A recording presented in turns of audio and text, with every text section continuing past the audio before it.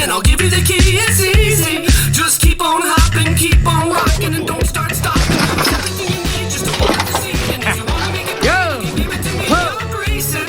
I believe for you, you wouldn't believe what I see in you. So don't stop, don't let the dream drop off. Hold up and make it lovely, make it real, and make it yours. Don't stop.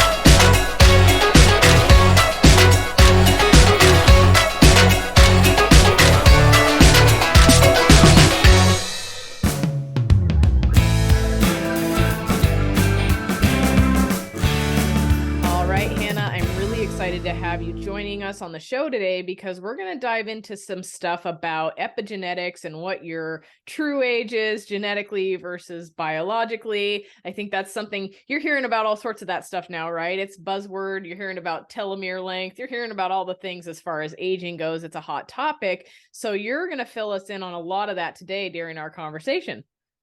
Oh yeah, definitely, Connie. I'm super excited to be here with you and to chat further in depth. So I'm excited to have you here, but I like to start with everybody telling us who you are, what you do, what got you going in this direction. Yeah, definitely. So originally from north of Dayton, Ohio. So grew up in Ohio, came to Lexington, Kentucky for school, actually at the University of Kentucky. Took a pretty traditional route. I wish I had a better story to tell, but went the biology pathway and always had interest in science from, when I was a little girl, as far back as I can remember.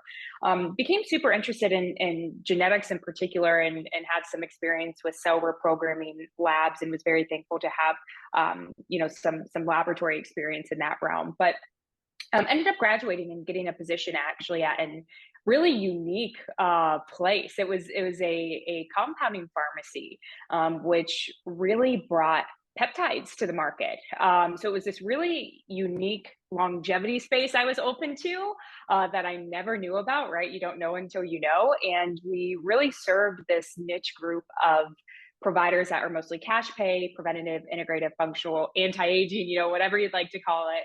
And did a lot of work there for a couple of years. But where I'm at now, we actually were always interested in this, a way to actually measure the efficiency and effectiveness of those peptide products. So we created True Diagnostic, which is, I'm sure we'll get into, but is a biological age testing company that looks at your epigenetic methylation markers.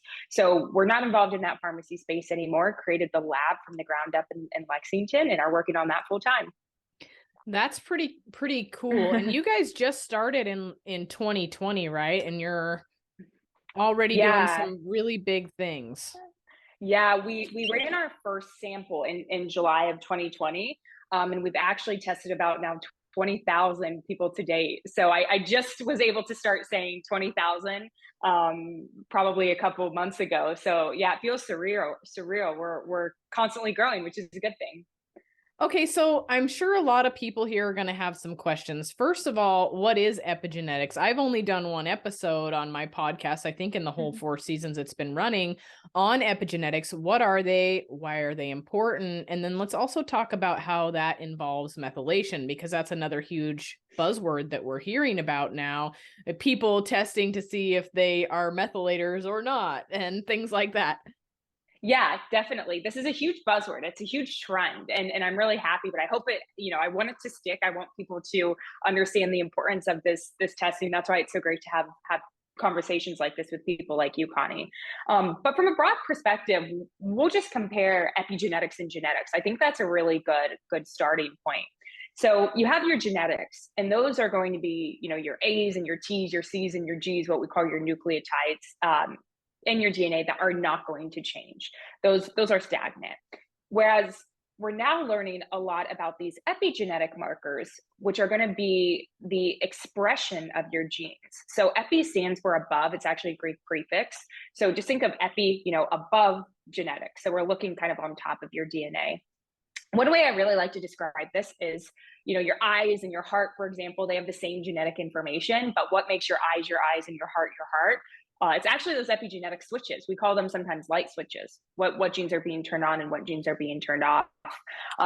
Another example I really like is it's like you can think of it almost as a computer, where the hardware is going to be your genetics Again, that doesn't change, and the software giving those instructions is going to be the epigenetics.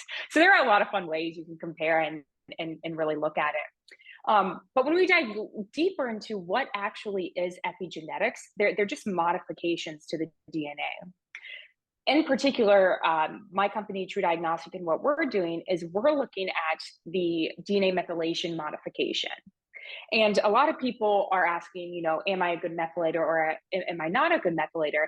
That's going to be more of a question as it relates to your genetics. So that, in that realm, you're probably looking more at your actual SNP information with your MTHFR gene and your COMT gene. But I'll talk about how they intertwine. Whereas what we're looking at is just a methyl group. So a CH3, a carbon and 3 hydrogens, and we're looking at if that is attached on top of your gene. If it is attached, that means your gene is going to be turned off. And if it's not attached, then that means your gene is going to be turned on. And we want a really healthy balance of methylation. I always say methylation is not good or bad. It depends on the position you're looking at. So if something, for example, you want your cancer genes to be methylated. You want those to be shut off. We do not want those activated, but we want our tumor suppressor genes to be turned on, right? So some of those genes that are going to help suppress those cancer cells or tumors. So again, it's really site specific. But if you are a good or bad methylator, that's definitely going to have an effect on the expression of those genes. So we want to look at those hand in hand as well. Well, and this is peculiar, right? Because you have so many people that are like health officials, I guess I would say, saying that it's all your genetics. There's nothing you can do about it, yada, yada, yada. But in truth, epigenetics can be influenced by all sorts of things. And so, like, yes, your mother may have had thyroid disease, but what are you doing to make sure that you don't switch that on in your own epigenetics? Exactly. Yeah, you're exactly right. It's so funny that you actually bring that up. I just shared a reel or something on my Instagram. I forget who was speaking, so I can't give them credit, but it did. It said, hey, only, all of your outcomes, basically, only 4% of that is based on genetics. The other 96% of that is in your control based on your epigenetics. So you're starting to hear a lot of these other leaders in the space that I would say we follow more of, that are going to say things like, food is medicine, your genes aren't your destiny. More recently, I've been hearing, which is still getting a little bit, I need a little bit of time to get used to this, but they're saying, epigenetics is the new genetics, which I think that's absolutely true, but a different way to look at it. Mm-hmm. You're seeing this a lot in the obesity realm, I think, now as well, where people are tending to, I hate to use the name excuse or the word excuse, but they're tending to say, well, it was in my genetics. But again, it falls on your lifestyle factors as well as to whether you're going to turn those genetics on or off. Dang, I can't think of the book that it was now that I was reading, but where I think it was maybe Rob Wolf's book. Where, I don't know if you've read it, but where he's talking about, you might have a young supermodel that looks like she's perfect, but she goes out on the weekends. She's 25 years old, goes out on the weekends and drinks and parties and does all these things. And then later on, she decides she wants to get pregnant. Well, some of those choices have influenced her epigenetics, which may now influence her unborn child's genetics. So it's really interesting stuff. Yeah, no, that's actually called, it's a long-winded word, but it's called transgenerational epigenetic inheritance. His name is Dr. Michael Skinner out of Washington State University, who really coined that term and does all of his research on it. I actually heard him speak at Preventative Lifestyle Medicine Institute conference in Seattle last year, and that conference is actually run by Dr. Jeffrey Bland.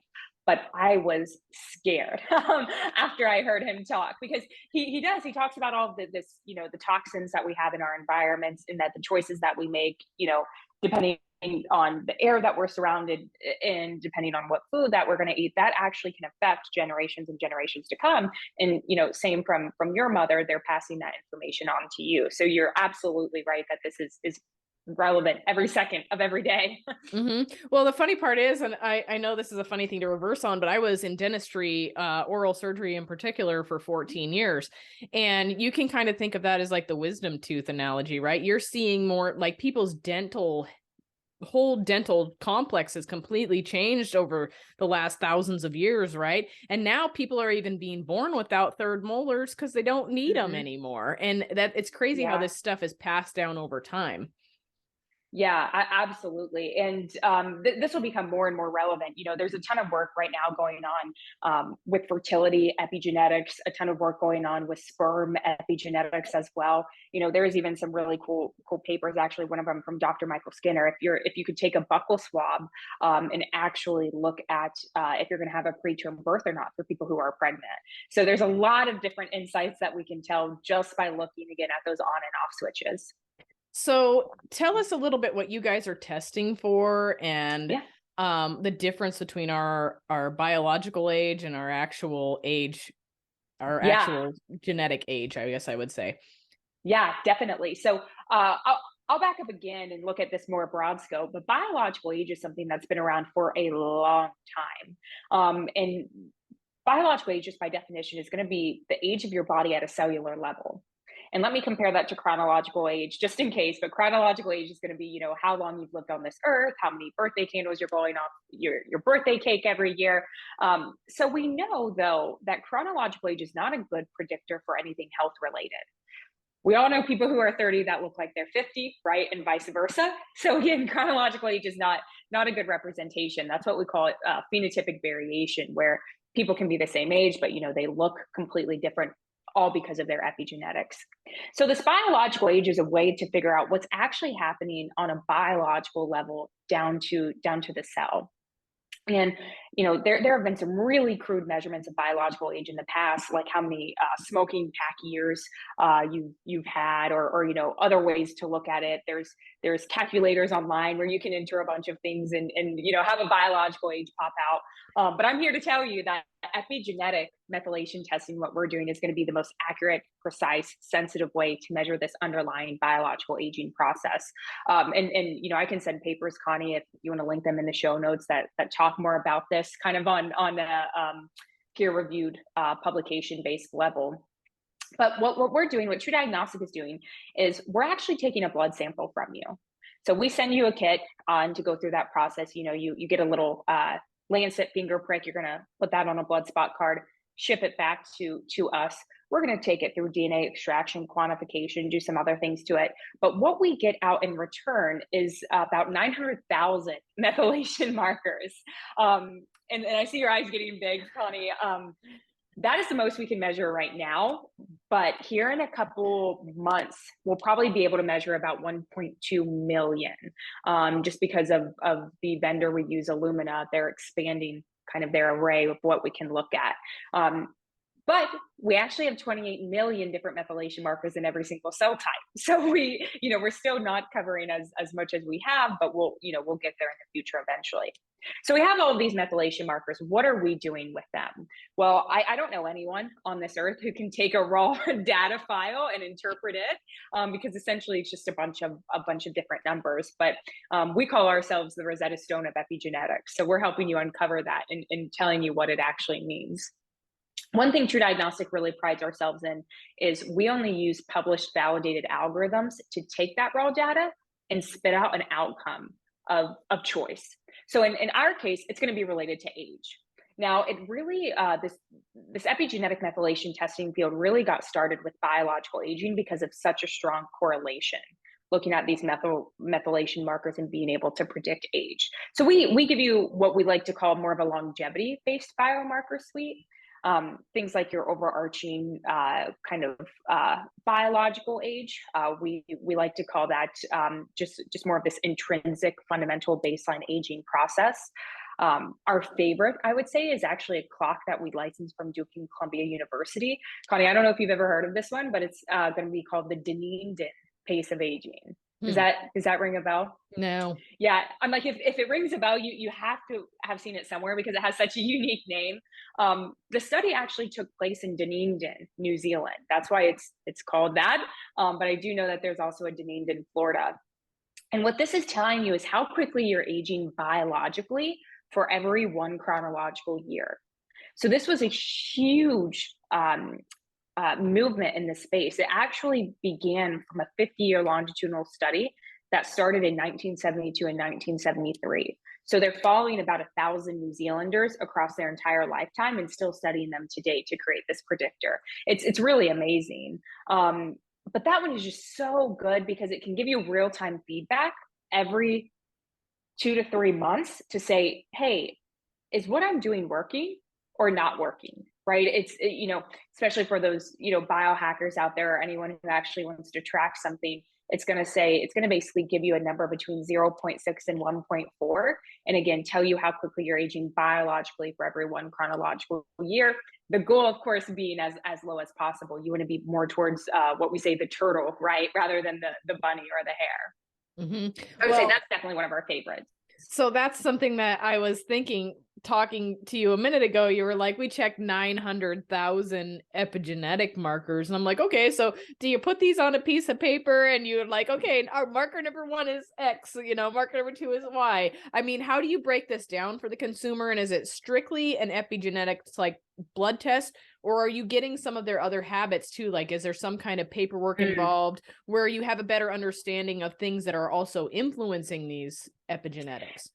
Yeah, definitely. So we will not give you that raw data unless you ask. It is your data. I want to make that very clear. You own it. But it's definitely not something that you can just consume very easily. I even have a hard time like opening the files on my laptop because they're so massive.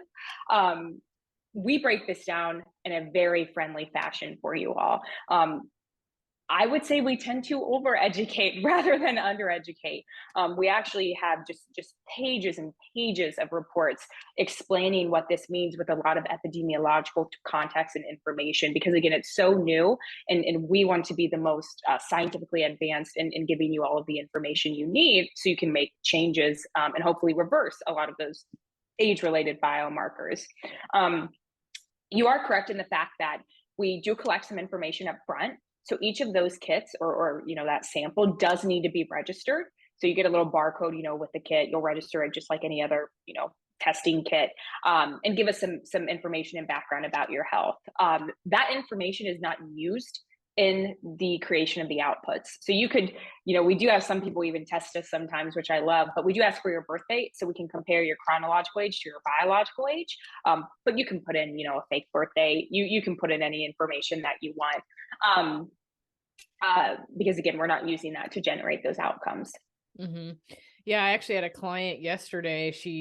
I'm not sure who she did it through. She worked for Ben Greenfield, so I'm sure something big. But she was like, I just did my testing, and she's like, I'm 10 years younger than I actually chronologically am. And she was so excited about that. And we were kind of laughing because I was like, well, although I take really fantastic care of myself, I'm sure my athletic choices have influenced my age poorly. Yeah, you know what? It's so crazy. Yeah, that you say that. I don't know all of your habits and stuff. But yeah, we see those Olympian athletes or the just really the champions, I would say, of the fitness realm. They tend to come back a little bit older on average, just because overtraining, more oxidative stress. And I'm an avid lifter. I love working out. Like I don't believe it's a true workout, unless you're drenched in sweat. Like that's how my mind has always worked. I know that to not be true now. You need to do meditation, breathing exercises, yoga, and whatnot. But whenever I tell people that, because I mostly work with our healthcare providers here at True Diagnostic, I get two very different responses. One is either, oh my gosh, no way, or two, like, yeah, I guess that, right? So it's either one or the other on each side of the spectrum. But I think we'll start to learn a lot about fitness and how it relates to epigenetics. There's actually someone out of UCLA. Her name is she's a student still, PhD student, Kristen McGreevy, and she actually creates. It's called DNA M Fit Age, so DNA methylation fit age. So she creates these fitness predictors from methylation. So you get this overall fitness score, but how that is actually calculated is from 4 individualized scores. And by looking at your methylation, we can actually tell you your grip strength, we can tell you your gait speed, we can tell you your FEV1, and we can even tell you your VO2 max as well.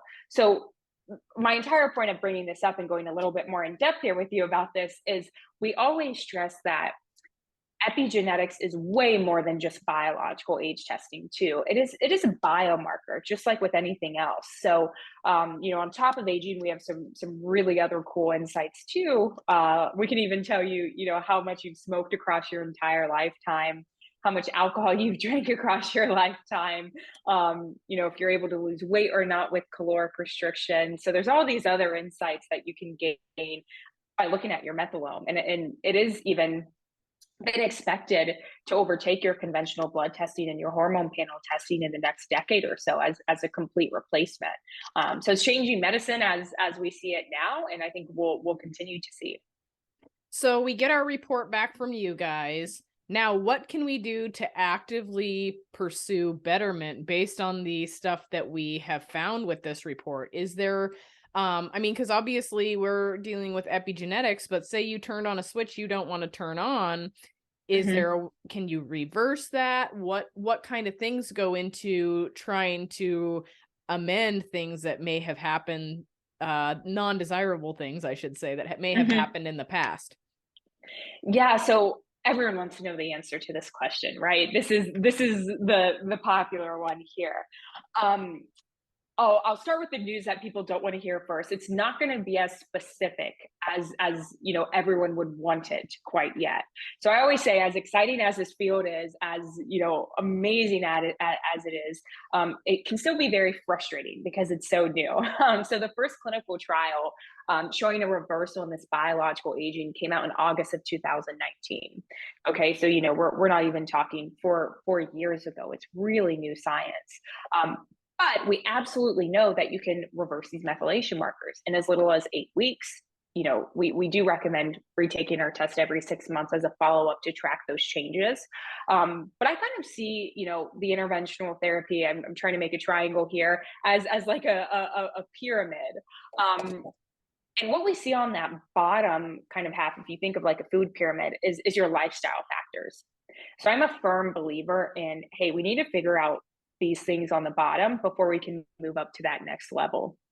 And from a lifestyle perspective, there are so many things, right? There's your diet, your exercise/fitness, there's your stress, there's your sleep, your insulin sensitivity, your alcohol, smoking, are you at a healthy weight level? So there's all sorts of kind of things, and toxic exposure as well, and kind of environmental exposures. So, there's all things you can go and do in each of those categories to help regulate your methylation, from more of a broader perspective, right? Because if you have a biological age that's above your chronological age, definitively you are at risk of almost every single chronic disease and death. So we need to work on, slowing down your pace of aging, in turn reversing those biological age markers by, from a more generalized standpoint, doing the right things from a lifestyle perspective, turning things on that we need to be turned on, and turning things off that should be turned off. Darn, I had a really good question and it totally fleeted me. Oh, no. And I got into something else so I guess now there's testing people do, and you can correct me if I'm wrong here, but there is testing that people do. They check homocysteine, I think, to see how it influences their methylation. Can you explain how that works? Yeah, sorry, say that again, Connie. So some people, they will check homocysteine in their lab works to see how it affects their methylation, or if they are methylators or are not. Can you tell us why that correlates? Yeah, definitely. So, when people are testing their homocysteine, this is going to tell you, a multitude of things. Basically, it's a simple blood test. And a high homocysteine level may indicate you have a vitamin deficiency. So things like, you're not getting enough vitamin B12 or folic acid in your diet. Again, this can be, passed on through different generations, like we were talking about. This could put you at higher risk for cardiovascular diseases and other health conditions as well. So where this comes to play in more of the epigenetic realm and what we look at, I really like this study that I'm about to describe, but I really like it because it combines genetics and epigenetics together. So in the genetic realm, if you have an MTHFR 677CC variant, so if you're homozygous for that variant, women in particular, you actually have an increased biological age automatically. There's just there's a true correlation there. However, what they realized, and your homocysteine levels are probably higher too, is the connection there. What they did is they supplemented with a methylated cofactor, like your methylcobalamin or your 5-methylfolate, so the vitamin B12 or folic acid, and they almost instantaneously saw that age reversal in those women. So there's like a really great study and connection there. Yeah, right. So that's a way kind of how you bridge that gap. I want to add something as well. Men were also involved in the study. Theirs would have been the 677TT variant. They didn't see a reversal in men because they did the same dosing. So I don't know. I think there was a dosing issue with the men and women, but women did see the change. So yeah, that's definitely the connection there. And I think that leads me to another point, which is, as biased as I am towards the genetic testing, and as great as I think it is, we need to look at everything together. One test is not going to solve all, right? So there's this huge need for multi-omics, where we're kind of taking different things and looking at them synergistically. Mm-hmm. Yeah, I was curious about that. I mean, I was gonna say, Hannah, you're killing me here. First of all, I'm an athlete. Second of all, I have an MTHFR mutation as far as I know. So, I was like, crap, here I was keeping my bucket as empty as possible to fill up with crazy athletics. And now you're going to add that to me. Thanks for doing that. Yeah. And the great thing about it is that these things are changeable, right? Okay. With the genetics, you can't help that you have that variant. It's unchangeable unless you do some crazy gene editing or something. But if you just supplement with some really simple formulations or ingredients, we can see that reversal. So that's also the beauty of these epigenetic methylation markers.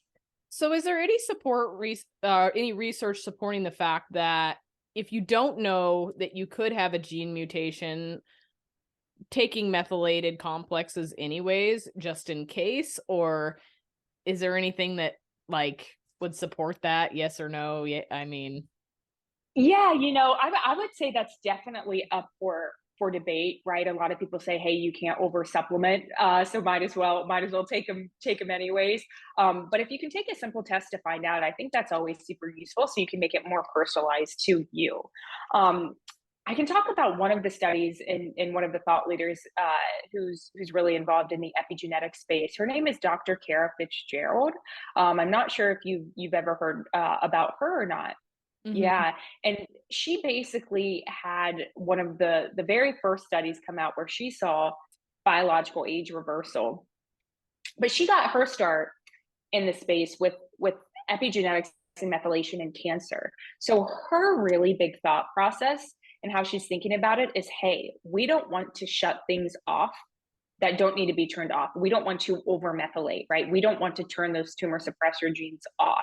So her study involved all of, I would say, more natural ways to get that methylation. So she really focused more on dietary realms, on ways to get, what she calls methyl adaptogens. So things that are going to really put your methylation levels at more of a homeostatic realm and regulate everything. So she focused on more natural intake rather than supplementation intake. Okay, so a little more about what you guys do so that we can bring this into a better understanding. So you send the test, the person puts their blood spots on, I'm guessing it's a card that's all the information's there. Then you give them a report back that says, hey, here's what's going on. Here's your chronological age versus your biological age. And then what kind of tools does it give you to help make improvements on that? Do you just know, okay, now I'm 10 years older, so I need to clean things up a little bit? Or is it a little more specific, like, hey, maybe your diet needs to be tuned in because this is what's going on? Like, how does that look on paper? Yeah, we do break it down into a couple of different sectors, like those lifestyle ones that I was naming. It's really hard to make direct recommendations on those reports.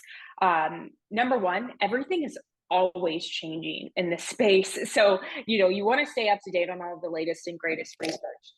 Number two, I recommend doing a report review with a healthcare provider who is really understands this science. So actually, if you purchase one of our, it's called the complete collection, kind of the kit, the mother load, it includes everything, I call it.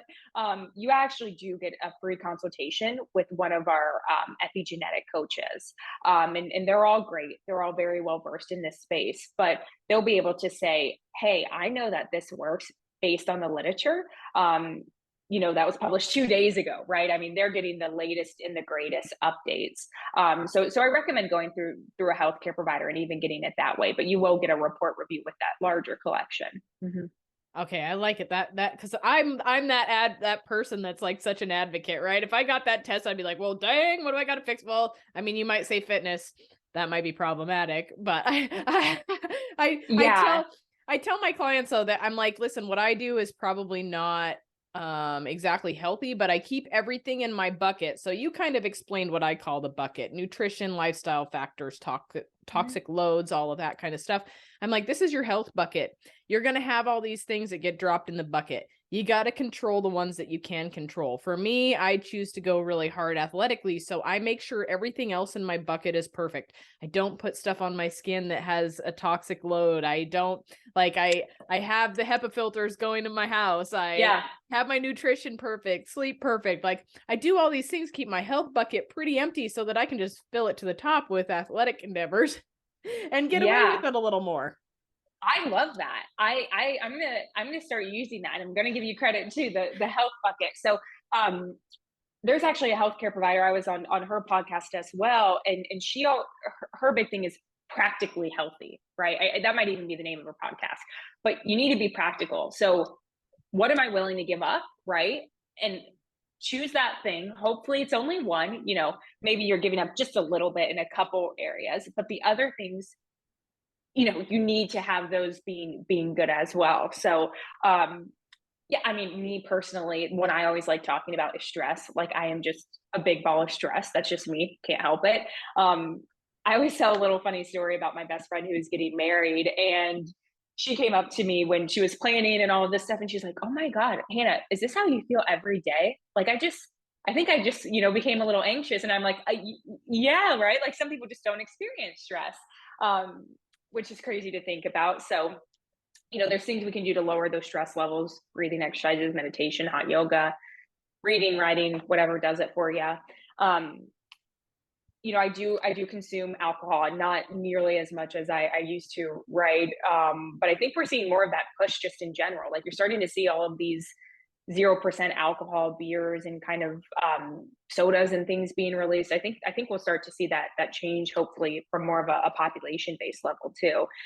So again, what are you willing to give up? What are you not? I think just we know ourselves better than anyone else, right? So just be honest with yourself, be truthful. Don't make a huge change, like cold turkey, but make it your life. Make it your habitual daily routine. Mm-hmm. Well, and I think there's another key factor to this, and it's to the people that really want to be healthy, right? It's easy to ignore things if you don't know that they're going on. I've found that with clients, when we start doing things such as lab testing, and they now see on paper exactly how much this stuff is impacting their health and influencing their ability to perform well or lose weight or just feel good in general, then all of a sudden, it's no longer this state of denial, going out for drinks with the friends every single night of the week. It's like, okay, I can see this is actually impacting my longevity and my ability to feel good. And then all of a sudden it's easier to make a change when you can see on paper what's actually going on. Oh, definitely, by far. And I talked about the 20,000 people who've taken our test. Most of those people, it's important to add context into that population.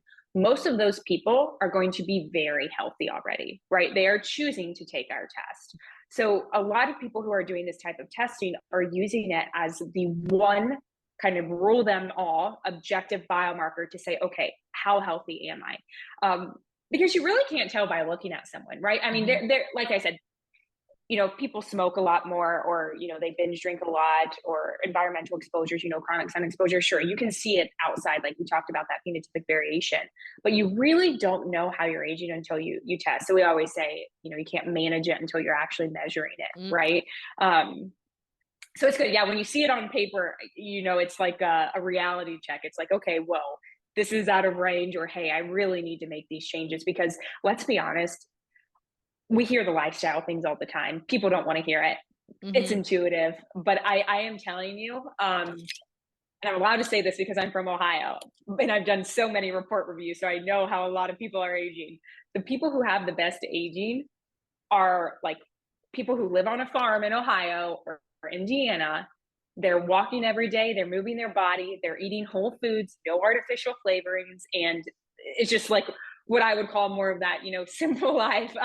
So I'm being completely serious. Those are really the people who have the best aging. Mhm. That's been my experience as well with clients. I think I've probably said this on the podcast before, but I have a client who's older and he is a farmer, a cattle farmer, and his labs look better than most young men that I've seen. And I think, and yeah, I mean, he drinks pretty regularly too, but I think because everything else is so wholesome in his life that his body has an ability to handle it because everything else is really well done. So he's out Yeah. in he's out in the dirt and he's working and he's out in the sunlight and all the things, right? And I think it's been truly beneficial to his health. Yeah, yeah. No, no, definitely. And that just backs up, that point even a little bit further. And sure, if you get those lifestyle factors checked out, we can move up that pyramid, I call it, and we can move to the supplements, right? I talked about some of those methylated cofactors. There's things like the NR, the NMN, alpha ketoglutarate, vitamin D would be my number one recommendation. That's just been the one that's been in the literature over and over again, about 4,000, 6,000 IU per day. Plenty of backing there. If you want to move up from supplements, you could go to medications, right? If that's part of your kind of lifestyle or your practice, medications can include different peptides, maybe different IVs, some things of the sort. And if you want to move up even further, then there's procedural base as well. So procedure is at the very, very top, right? Those are going to be more expensive. They're going to be harder to find. But there we're talking about, some really intense therapy like hyperbaric oxygen chambers, exosome stem cells, plasma apheresis, young plasma exchange infusions. So it just, depending on what your healthcare provider believes, what you believe, your budget, all of those different things, in life, I think that's where you end up finding where you land on that pyramid. Well, darn, now I wish that I would have taken your test. I'm practically living in the hyperbaric chamber these days. Are So you? yeah, they're trying to use it to heal my shoulder that has Oh, problems. yeah. Yeah, so I spend quite a bit of time in there. Actually, I have to go today. But now I'm always that person. I want to see what stuff, I'm actually going to run my labs here in a couple weeks because I'm just curious about all these things that I'm doing and how they're affecting my lab markers. So Yeah. anyway, Is it a that's hard interesting. chamber or a Yeah, soft chamber? it's a hard chamber. Okay. Yep. Yeah, so there was a study that came out of Israel, I want to say a couple years ago, don't quote me on that, but looked at DNA methylation telomere length testing and saw before and after in the increase of that telomere length. It was an okay study. I would say there's some things I would have done differently with the methods and whatnot. But basically, we're doing a hyperbaric oxygen chamber therapy study right now, a clinical trial with Dr. Jason Saunders. He's out of HBOT USA, but he basically went back to school. He's a chiropractor, went back to school for his PhD to understand how hyperbaric works. So this is his thesis, is the clinical trial that he's doing with us. But we're basically taking, I think, 50 patients before and after, looking at soft versus hard and different atmospheric pressures to see what's really going on. So we're actually running those samples as we speak, and should have the data analysis done very soon. Interesting. Yeah, I've been spending a lot of time in there. I've also been doing Hockett therapy. I don't know if you've heard of that, but it's not pressure. It's done with ozone and okay. It's done with ozone and CO2, but so Okay. I'm doing both. But yeah, the hyperbaric chamber that I'm in is the actual hard capsule type one. I think they get it up to like 52 psi or something like that. But yeah, it's super interesting. I actually like going. Yeah. No, I mean, I know we have healthcare providers who are doing the ozone and CO2 therapy and all this crazy stuff.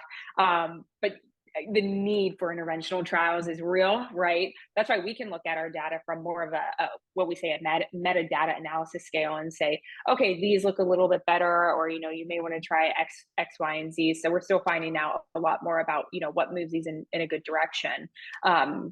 If we want to talk more, I know I skipped over medications kind of very briefly, but things like even the rapamycin, the rapamune, metformin, semaglutide, canagliflozin, tirzepatide. There's some senolytics as well that I didn't mention, like fisetin, quercetin, dasatinib, girostopine, curcumin. Again, all about that healthy balance. So you want some hypermethylators, some hypomethylators. Mm-hmm.